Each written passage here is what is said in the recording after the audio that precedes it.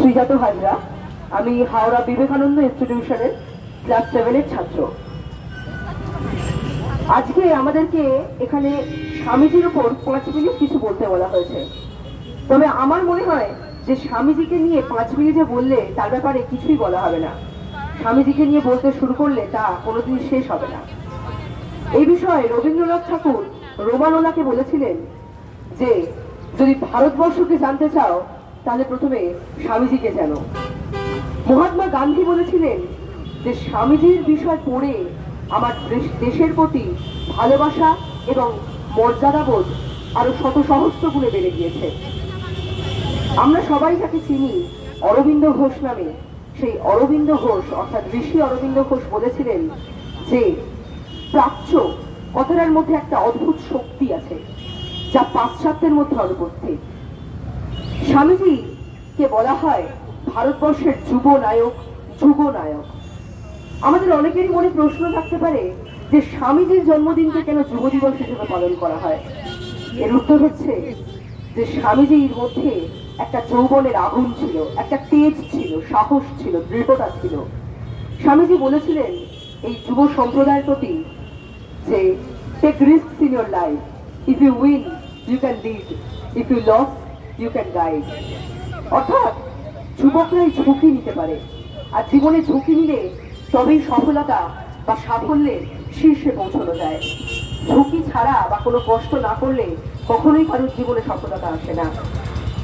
এছাড়াও স্বামীজি আমাদেরকে বহুবিধ বিষয়ে নানা শিক্ষা দিয়ে গেছেন। স্বামীজির এই 39 বছর বয়সের জীবনের কথা একজন মানুষের সারা জীবনেও পড়ে শেষ হবে না। স্বামীজি পরিব্রাজক জীবনের কয়েকটি উল্লেখযোগ্য ঘটনা আমি বলছি। সেটা হচ্ছে স্বামীজি পরিব্রাজক জীবনে এক রেল স্টেশনে অনেকের মধ্যে বক্তৃতা দিচ্ছেন।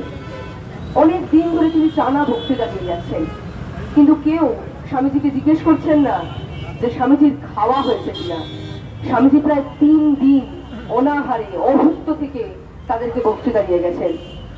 3 দিনের দিন রাত্রেবেলা এক গরিব লোক এসে স্বামীজিকে বললেন যে মহারাজ, আপনাকে তো দেখলাম আপনি সবাইকে বক্তৃতা দিচ্ছেন, কিন্তু আমি দেখছি যে আপনি কিছু খাননি, তাই আমি আপনার জন্য এই খাবার নিয়ে এসেছি।